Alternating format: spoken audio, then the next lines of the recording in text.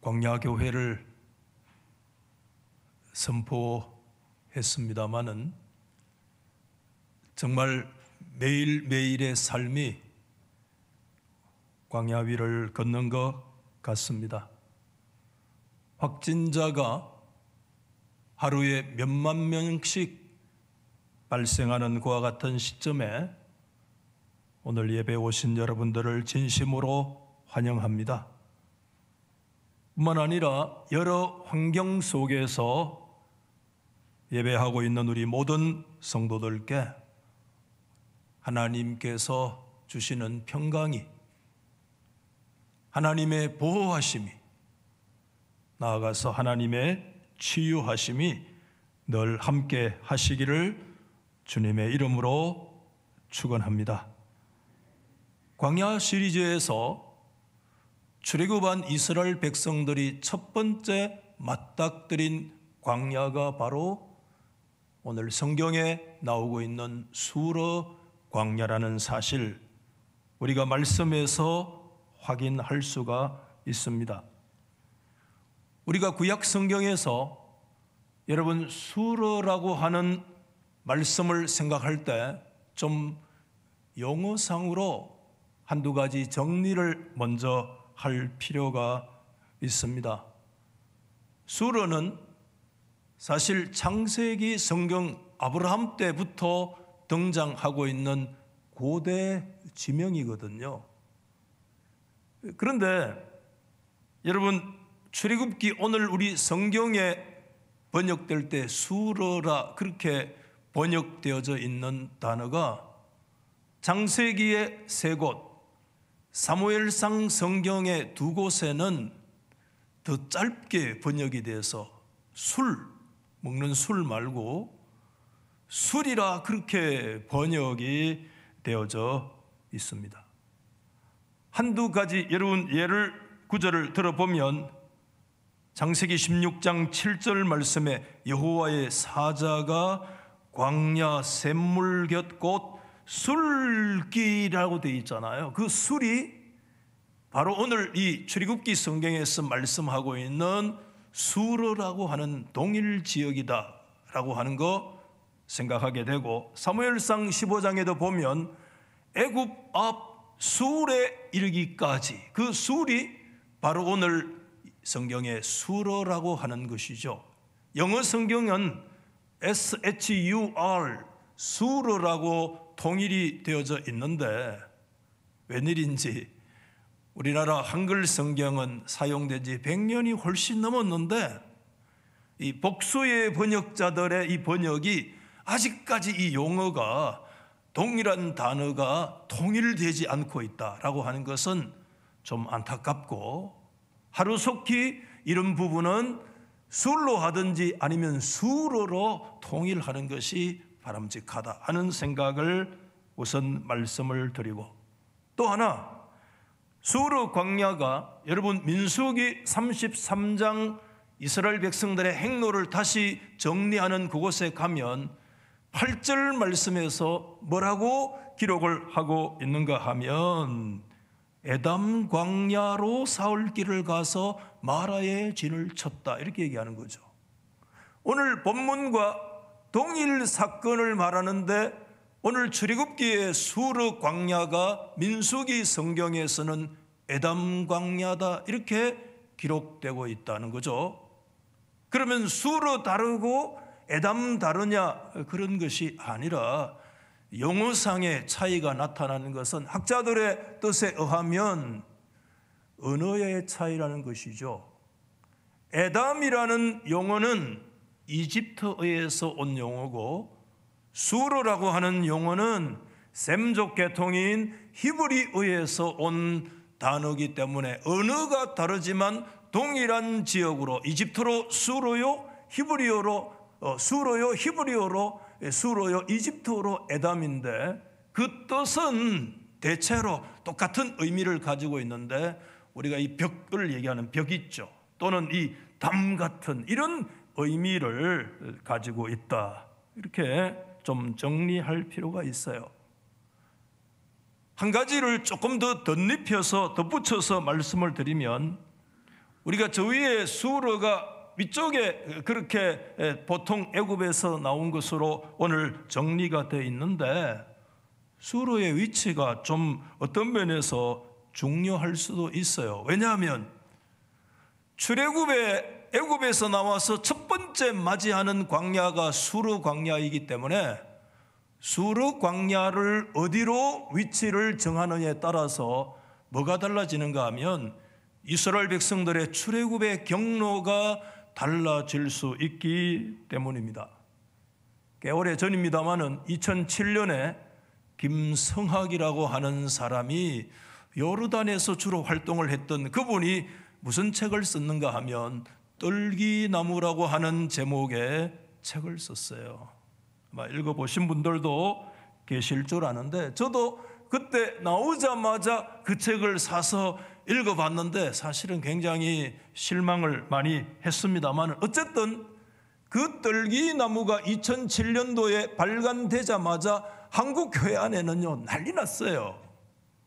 왜 그러냐면 이분의 주장에 따르면 우리 성경에 나오는 시내산이, 여러분 밑에 쭉 내려가는 신광야 밑에 시나이 반도거든요. 우리는 전통적으로 시내산은 시나이 반도 끝에 있는 어떤 산이, 시내산이 그곳에 위치하고 있을 거다, 그렇게 믿고 있는데, 이분의 주장은 시내산은 그곳에 있는 산이 아니라 오른쪽에 아라비아 광야 제일 남단에 보면 라우저라고 하는 2800m가 넘는 높은 산이 있는데, 그 라우저 산이 성경에서 말하는 진짜 시내산이다, 그렇게 주장을 했기 때문에 굉장히 좀 많은 얘기가 있게 됐고, 사실 세미나도 많이 있었는데 이미 그 얘기는 상당히 오래전부터 제시되어져 왔던 얘기기는 하지만은 주류의 학자들에 의해서 아주 강력한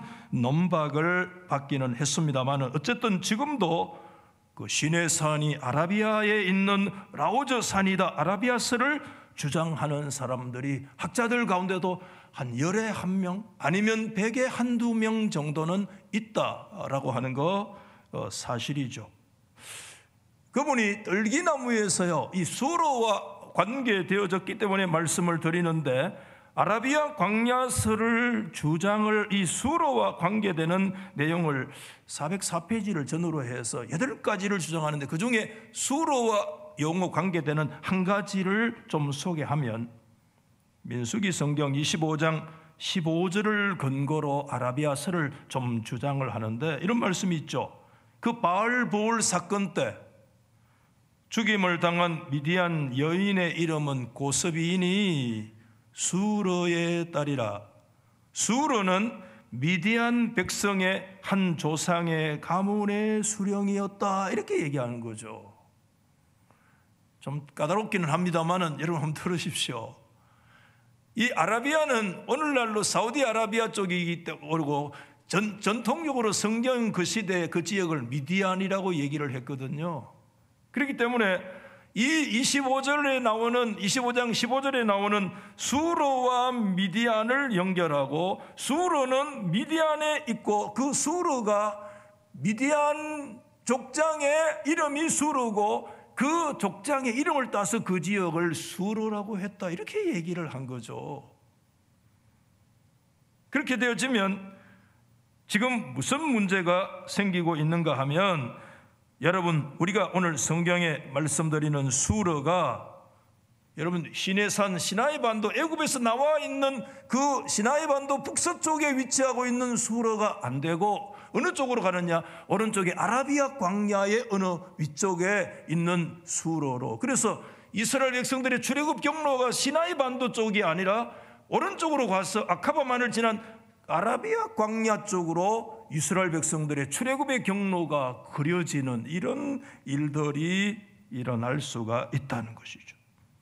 근데 여러분, 굉장히 이분이 이제 우를 범한 거죠. 왜냐하면 여러분 출애굽기 성경에서는 한번 보여주시면 수르라는 단어가 되죠. 발음을 SHUR. 네. 민수기 성경 25장에 등장되는 수를 출애굽기는 지명이지만 이쪽에는 사람의 이름이죠. 그런데 사람 이름이라고 할지라도 우리 말에 동일하게 수르라는 말로 히브리어를 번역을 했지만 전혀 달라요. 쭈르예요. 쭈르. 그래서 슈르는 그 히브리 알파벳 쉰으로 시작을 하는데 비해서 여기에서 민수기에서 수르로 번역된 쭈르는 아예 그 받침 철자가 짜대라는 전혀 다른 용어가 성경에 사용되어지고 있다. 그래서 우리말 성경만을 바라보면 같은 수르이기 때문에 그 수르가 또 미디안과 연결되어 있기 때문에 그게 그거 아니냐 그렇게 생각하기 쉽지만 그 성경을 우리말의 번역만 가지고 다 보면 사실은 안 되죠. 원어의 고려를 하지 못하여서 그런 아주 어처구니 없는 우를 범하게 되는 그런 일들도 이제 있게 된 것이죠. 어쨌든 여러분 오늘 좀 장황하게 말씀을 드렸습니다마는 수르의 위치는 창세기 성경 앞에 이미 애굽 앞에 있는 수리라고 얘기한 거예요. 이게 뭘 얘기하느냐 하면 수르는 애굽과 매우 가깝다는 거죠.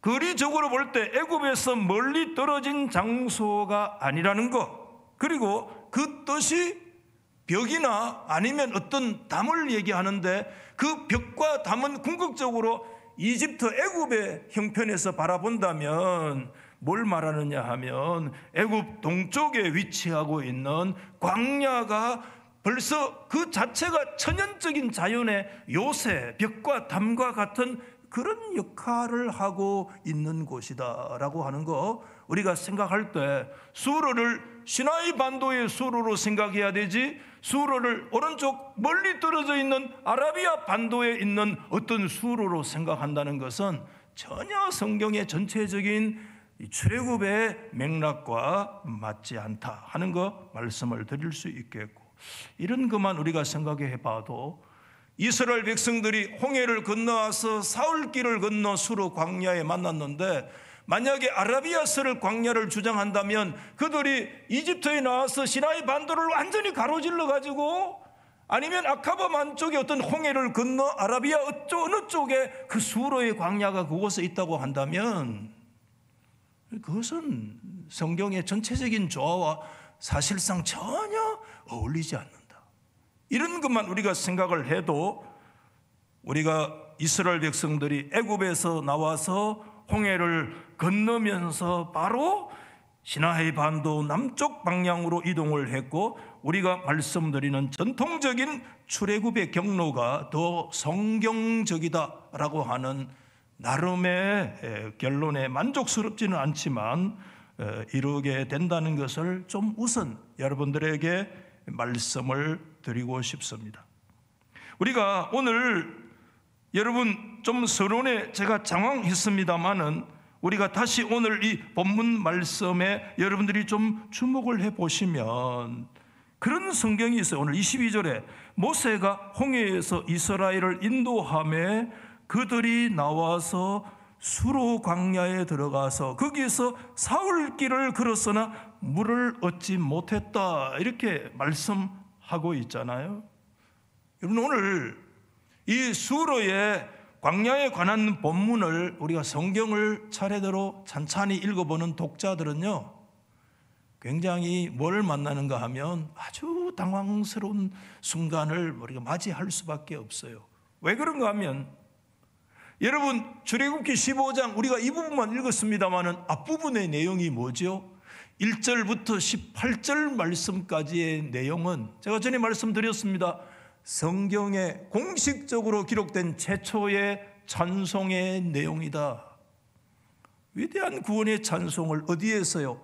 홍해를 건너고 난 이스라엘 백성 전체가 미리암의 노래, 모세의 노래, 여호와는 나의 힘이시며 여호와는 나의 노래이시며 여호와 하나님이 나의 구원이 되신다고 위대한 찬송의 역사를 그들이 그 홍해 바닷가에서 함께 어우러져서 춤추면서 불렀던 그런 노래가 출애굽기 1장 15장에서 1절부터 18절까지 쭉 기록되어져 있지 않습니까? 그런데 오늘 이 후반부의 내용에 보면 앞부분의 내용과는 어쩌면 전혀 다른 아주 급격한 그런 단절의 역사를 우리가 보고 있기 때문이죠.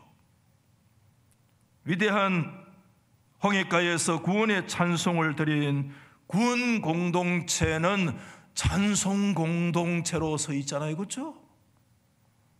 그 구원 공동체, 위대한 구원을 경험한 찬송 공동체인 이스라엘이 여러분 홍해를 건너고 나서 사흘길 마라의 그 썸물을 만나고 수르의 광야를 만나게 되었을 때 그 찬송 공동체가 뭐로 전락하느냐 하면 성경의 첫 번째 오늘 출애굽 등장하는 원망 공동체로 아주 급격하게 전락해 가고 있는 모습을 우리 가운데 보여주고 있습니다. 오늘 성경 내용이 하나님께서 기적을 통해서 마라에 그들이 만난 그 썸물을 하나님이 달게 바꾸셨다, 그 굉장히 기적을 행하셨다, 매우 중요한 내용이기도 하죠. 또 오늘 이 말씀을 통해서 여러 가지 우리가 이런저런 거 구체적인 거 해석할 수도 있죠. 그러나 여러분 오늘 이 수르 광야의 본문을 우리가 만나면서 하나님께서는 오늘 이 성경을 통해서 우리에게 뭘 던지느냐 하면 큰 질문을 던지고 있다. 우린 질문 하나에 직면하고 있다. 저는 이런 질문이라고 정리를 해봤어요. 홍해가에서 하나님의 백성들의 원수를 무찌르신 그 하나님이, 여러분 말씀을 잘 보십시오, 도리어 그 하나님이 자신의 백성들을 시험하실 때에도 그 노래를 계속 부를 수 있는가 질문이에요. 다시 한번 말씀드릴게요. 홍해가에서 이스라엘의 원수 애국과 그 바로의 군사들을 바다에 던지고 그의 병거를 바다에 쳐부수고 그들을 그곳에서 물에 수장시키고 할 때, 그때 우리가 그 홍해가에서 하나님을 향한 위대한 구원의 노래를 불렀던 하나님의 백성들인데, 원수를 진멸하셨던 그 하나님이 입장을 바꾸셔서 하나님의 백성인 저와 여러분들을 시험하실 때, 그 시험하시는 그때도 우리가 하나님을 향한 찬송을 우리가 계속 드릴 수 있는가? 오늘 이 말씀이 그 질문을 던지고 있다고 저는 그렇게 믿고 있어요. 여러분. 앞으로 여러분 이제 계속 나오겠습니다마는 16장의 그 만나 사건 속에서도, 또 저 20장에 가면 하나님은 십계명의 말씀을 주신 이후에도 반복적으로 사용되는 단어가 히브리 나사라는 단어인데, 이 나사라고 하는 단어가 바로 뭘 얘기하느냐 하면 하나님이 시험하셨다 이런 뜻이에요. 여러분 오늘 25절 끝에 거기서 여호와께서 그들을 나사 그들을 시험하셨다, 이 단어가요 제일 먼저 사용된 게 언제냐 하면 창세기 22장 1절에 하나님께서 누구를 시험하셨어요? 아브라함을, 100세에 얻은 아들 아브라함을 모리아산 하나님이 지정하시는 산에 바쳐라, 하나님께서 그때 아브라함을 시험하셨다, 나사라는 단어가 첫 번째 언급되는데, 하나님이 그때 아브라함을 언급하시고 두 번째 오늘 이스라엘 백성들을 하나님이 사람들을 시험하시는 두 번째 내용이 오늘 이 출애굽기 15장의 말씀이거든요. 하나님이 이제 만나 사건을 통해서 신명기의 말씀을 주시면서 계속해서 하나님은 나사, 하나님이 이스라엘 백성들을 시험하신다는 거예요. 여러분 그런 말씀 많이 들었잖아요. 시험이라고 하는 영어 성경은 전부 다 모두 다 뭐라고 되어 있는가 하면 우리가 테스트라는 단어로 다 그렇게 영어 성경어는 통일되어서 번역되어 있어요. 하나님이요 이스라엘 백성들을 뭐 하셨는가 하면 하나님이 테스트 하셨다는 거죠. 하나님께서 시험을 하셨다는 거죠. 어디에서요? 이 물을 통해서 시험하시고, 하나님께서 만나 음식을 통해서 시험하시고, 하나님께서 십계명의 말씀을 주시고 그들을 그 시내 산에서 시험하시고, 하나님이 계속해서 하나님이 테스트 하셨어요. 여러분 오늘 수르 광야에서부터 하나님은 하나님의 자녀들을 테스트하고 계시는데, 말씀드린 그대로 하나님 테스트의 핵심은 아까 말씀드렸잖아요. 홍해에서 애굽을 분쇄하신 그 하나님께서, 애굽을 멸절시킨 그 하나님이 광야에서도 필요한 모든 것들을 하나님이 공급하시고, 그 광야 속에서도 이스라엘 백성들의 생존의 모든 것들을 공급하시고, 수많은 여러 가지 도전과 공격들 속에 하나님께서 보호하실 수 있는 하나님이신가? 그 하나님을 믿고 온전히 그 하나님을 향하여 믿음으로 온전히 의탁할 수 있는가? 이게 핵심인 거예요. 시험의 핵심은 그곳에 있어요. 좀 어렵게 제가 표현합니까? 홍해에서 찬송했던 그 하나님이라고 한다면, 너희가 죽는다고 얘기하는 그 광야의 현장에서도 하나님이 너희들에게 필요한 모든 것들을, 생존에 필요한 모든 것들을 공급하시는 하나님이신 걸 믿느냐?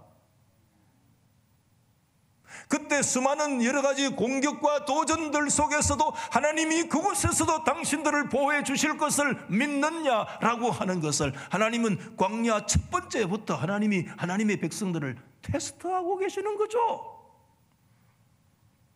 하나님, 우리 계속 테스트하고 계세요. 우리 계속 시험 봐야 돼요. 그래야 우리 성숙돼요. 그래야 우리의 실력이 올라가요. 그래야 우리의 근육이 올라가요.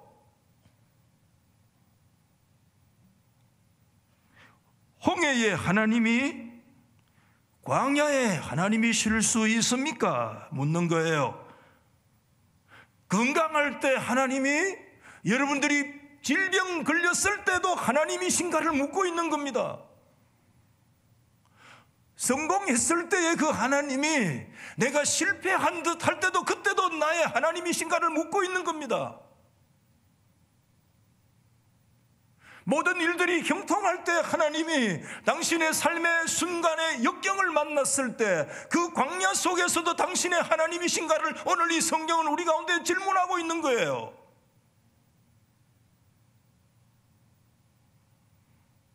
성공과 실패의 문제가 아니라,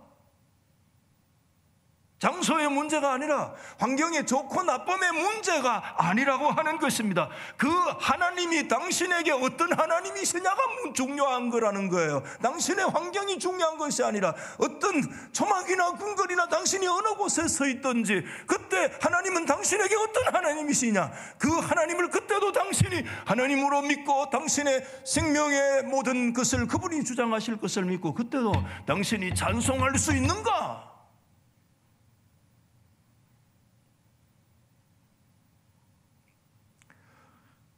이스라엘은 홍해를 건넌 지 사흘 만에 수르 광야에 도달됐어요. 사흘이라고 하면 3일은 우리 아무것도 없이 생존할 수 있는 그 기간, 이걸 이제 3일이라고 얘기하는데, 하나님 우리를 지으실 때 산소는 몇 번만 공급 안 하면 우리 죽어요. 그렇죠?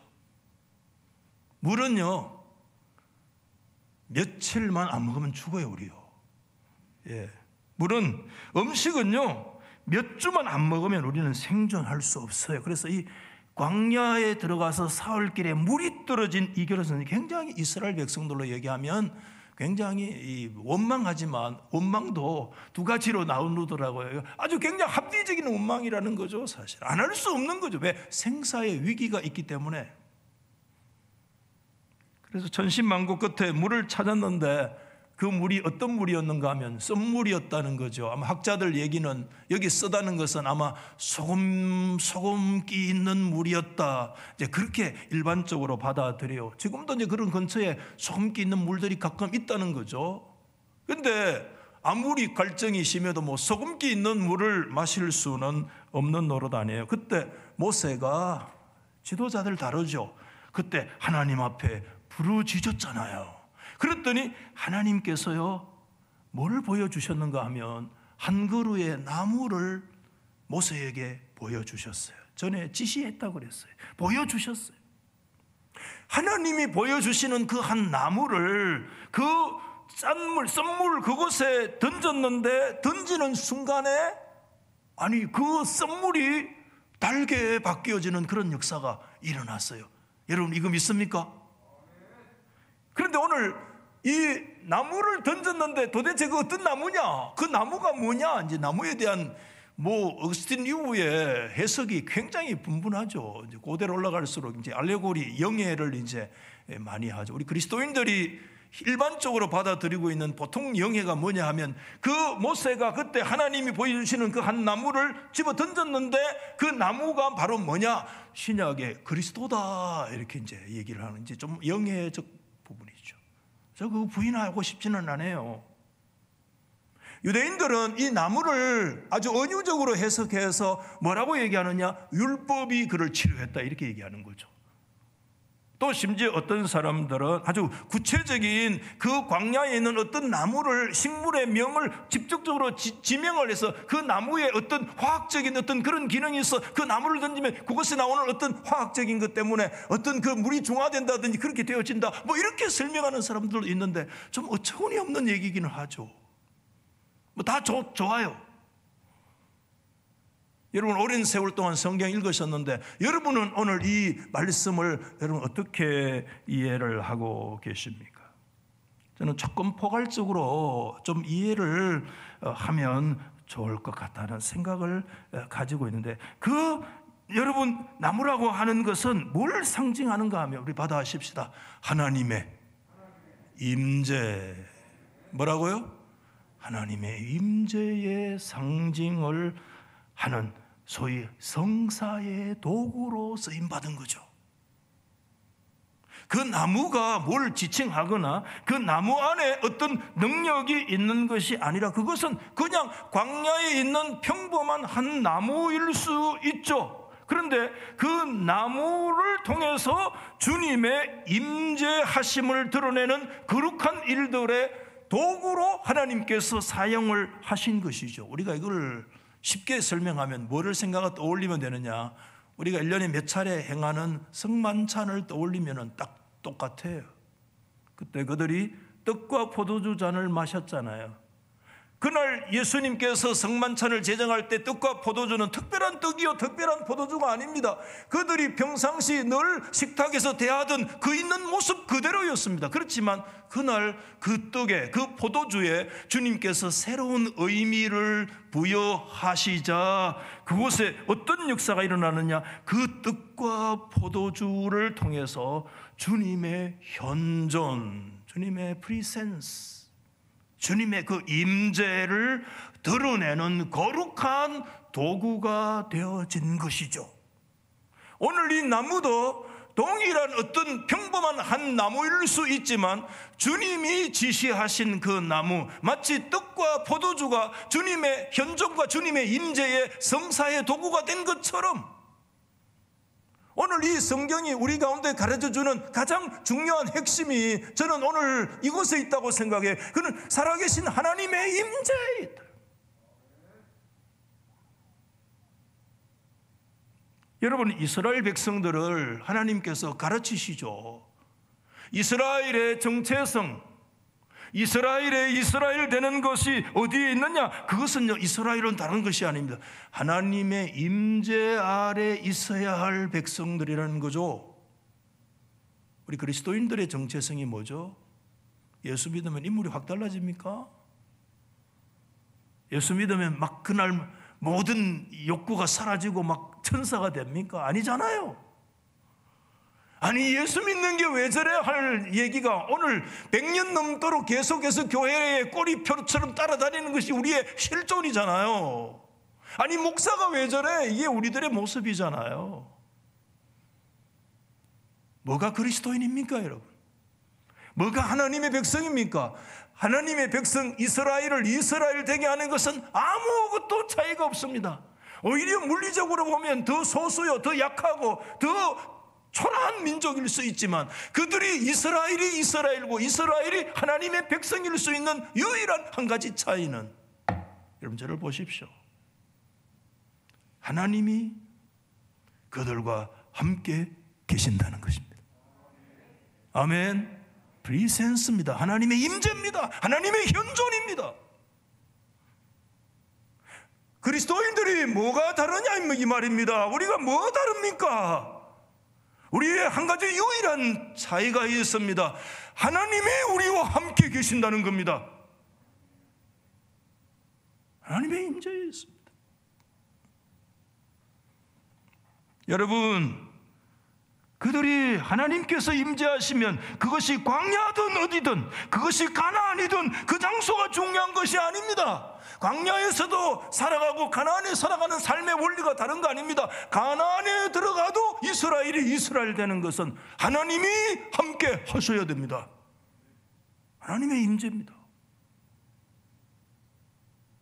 병들었느냐 건강하냐가 중요한 것이 아닙니다. 성공하냐 내가 실패하느냐 보다, 내가 가난하냐 부하냐 그보다 더 중요한 것은 내 주 예수 모신 것이 그 어디나 하늘나라라고 고백했던 것처럼, 오늘 우리 그리스도인들을 그리스도인 되게 하는 우리의 삶의 중요한 것은 우리가 어디에 있느냐, 그것은 하나님의 프리센스, 하나님의 이 현존과 그분이 임재하심이 나와 함께 계시는,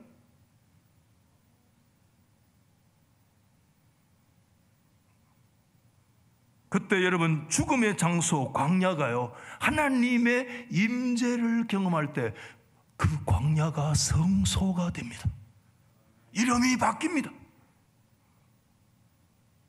여러분, 대표적으로 한 가지 예를 들어보면, 창세기의 야곱이라는 사람이 정말 아버지 형님 속이고 쫓겨가지고 바단 아람으로 도피를 해갈 때, 여러분 광야, 그 이름이 루스예요. 루스 광야에 홀로 엎드렸어요. 돌 하나 뽑아가지고 베개하고 버림받은 것처럼 외롭게 그곳에 잠을 자고 있었어요.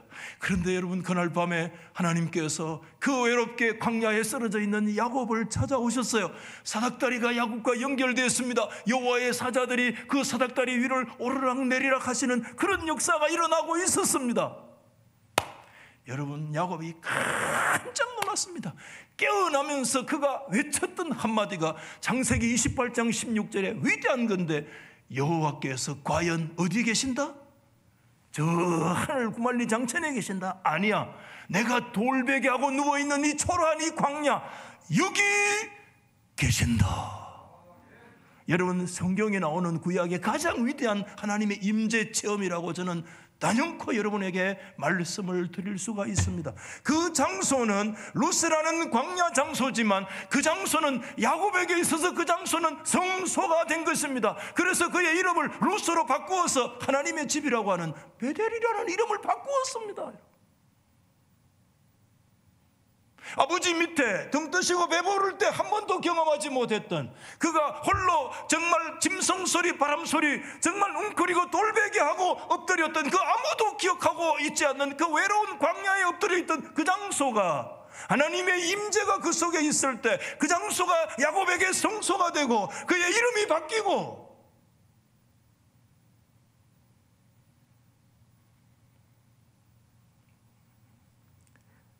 무슨 특별한 의식이 우리 가운데 필요한 거 아닙니다. 무슨 특별한 나무가 필요한 거 아니고, 무슨 특별한 어떤 장소가 우리에게 꼭 어디에 그게 필요한 거 아닙니다. 저와 여러분이 서 있는 광야가 하나님의 성소가 될 수 있다라고 하는 것을, 하나님께서는 그들이 맞닥뜨린 첫 번째 광야인 수로에서 하나님이 이 귀한 진리를 가르쳐 주시는 것입니다. 너희들의 가는 길이 광야의 길이라 할지라도 하나님의 프리센스가 있다면 그곳은 광야가 성소가 될 수 있을 거다. 아멘 하십시다. 우리 기억해야 됩니다. 광야의 길은 하나님 백성들이 버림받은 길이 아니라, 광야의 길은 하나님의 임재를 그 어느 때보다 더 깊이 깊이 느낄 수 있는, 오히려 하나님의 놀라운 영적으로 뒤집으면 그 장소는 하나님의 강력한 임재를 경험하는 놀라운 축복의 장소가 될 수 있다는 것입니다.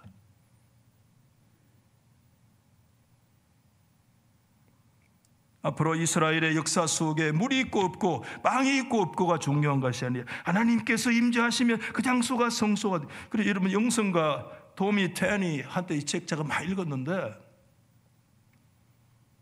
God catches라고 하는 도미 테니가 영성적인 표현으로 이런 얘기를 기록을 한 적이 있습니다. 당신은 거처를 마련했는가? 여러분의 심령 속에 하나님의 임재하심의 거처를 마련해. 물론 우리 성령 우리 안에 계세요. 오해하지 마십시오. 이런 질문을 던지는 거예요. 당신은 하나님과 만나는 장소가 당신 속에 있는가? 당신의 소망과 비전이 말라 비틀어져 갈 때 그것을 가지고 나아가 하나님을 만날 장소가 있는가? 아직까지 하나님을 만나지 못했다면 지금 즉시 하나님이 거하실 장소를 마련하라. 그곳은 텅 비어 있어야 되고 그 공간은 배고픔과 찬양과 예배로 가득 채워 있어야 된다는 것입니다. 그러면서 이렇게 얘기합니다. 당신이 세우면 그분은 오신다. 당신이 하나님께서 임하실 당신의 심령의 성막을 세우면 하나님은 그 순간에 오신다. 그 장소가 초가든 빈들이든 그것이 관아이든 광야든 솔로몬의 성전 화려한 성전이 아니라 다윗의 초라한 장막이라도 당신이 살아계신 하나님을 모실 수 있는 당신의 심령의 장막이 세워지면 하나님은 그곳에 임재하신다.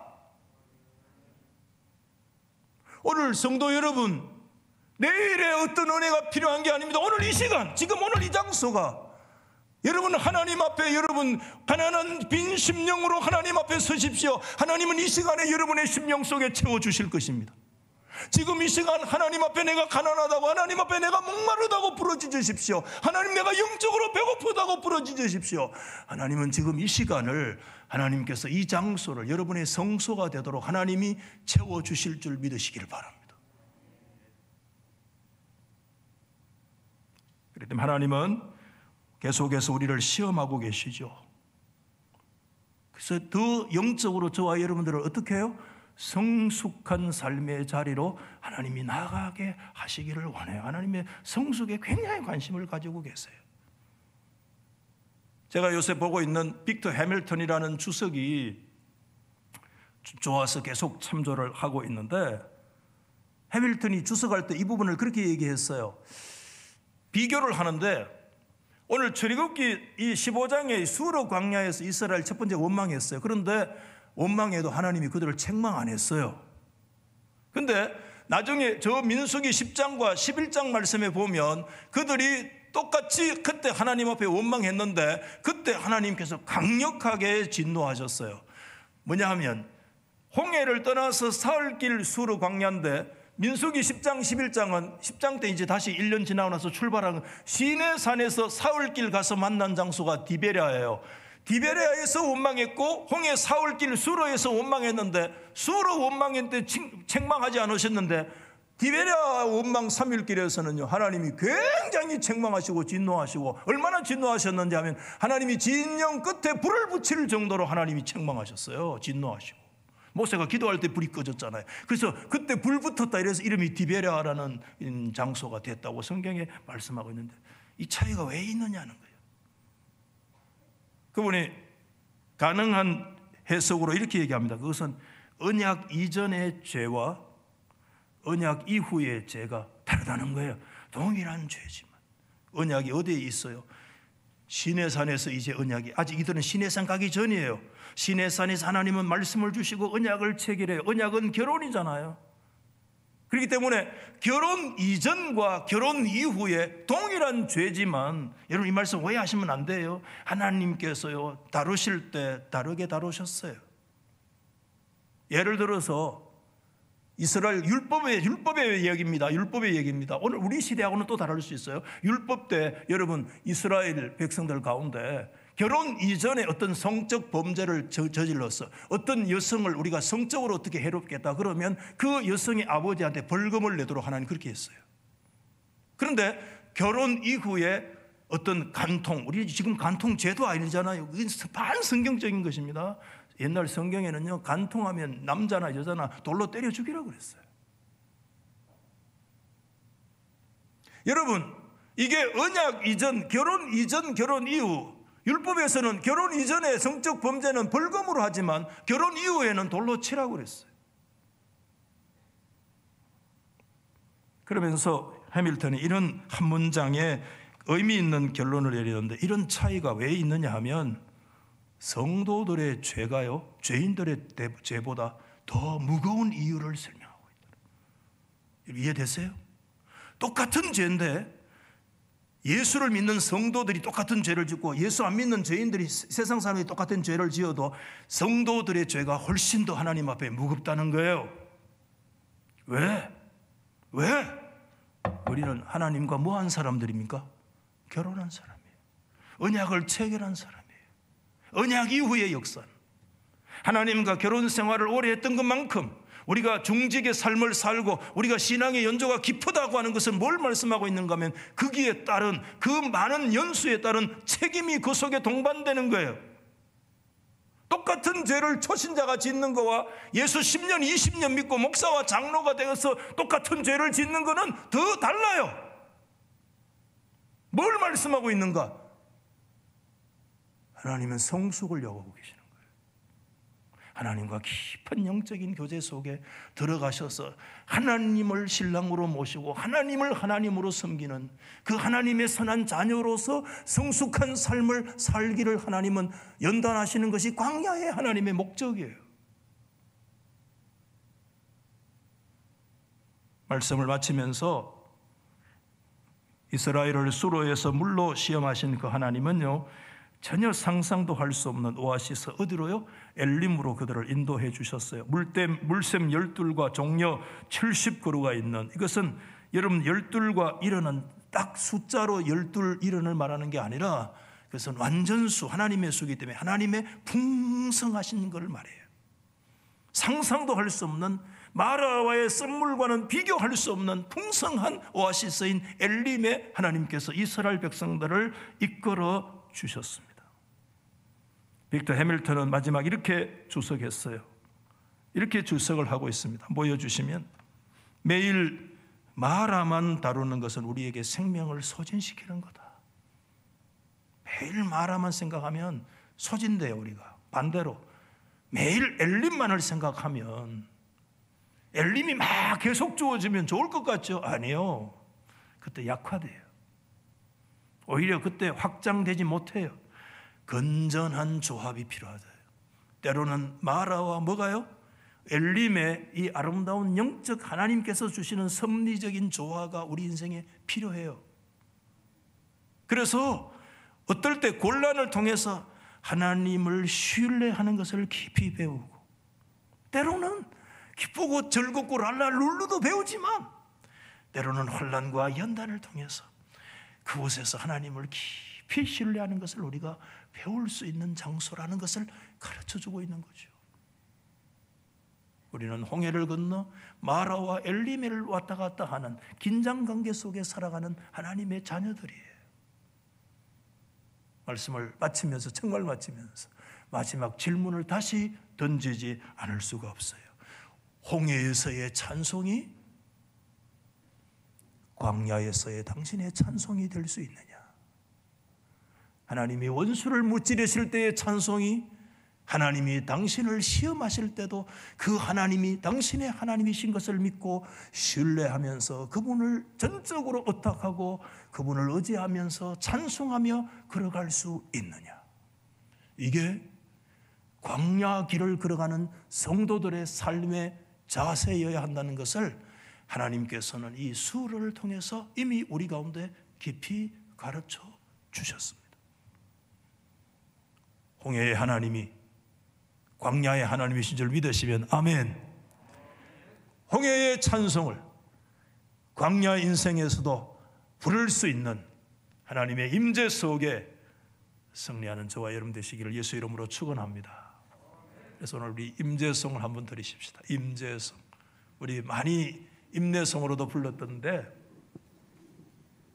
우리 두 손을 한번 더 쉴까요?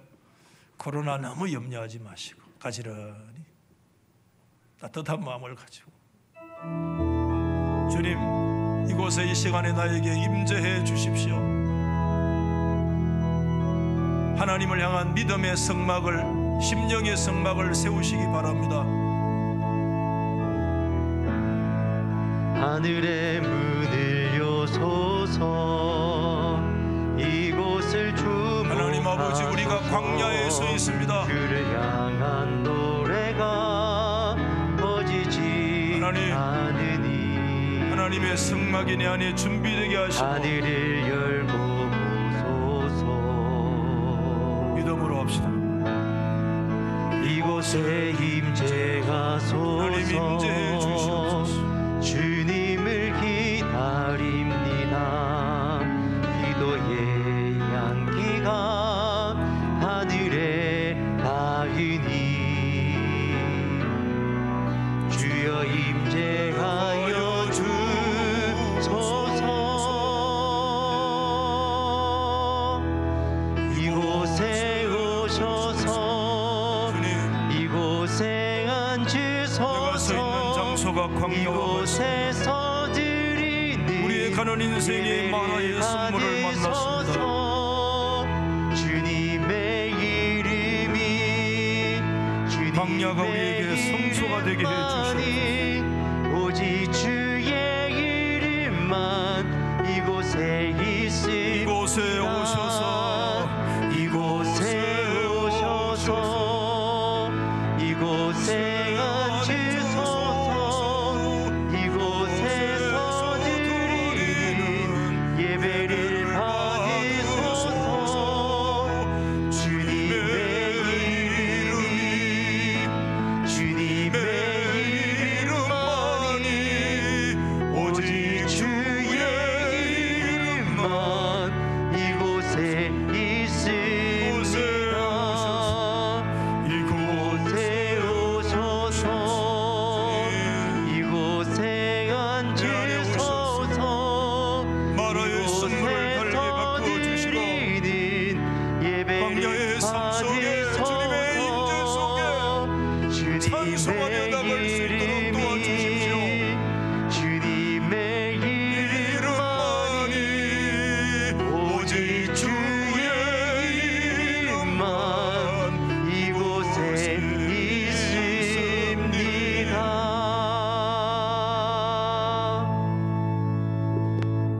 하나님 아버지, 화려한 솔로몬의 성전이 아니라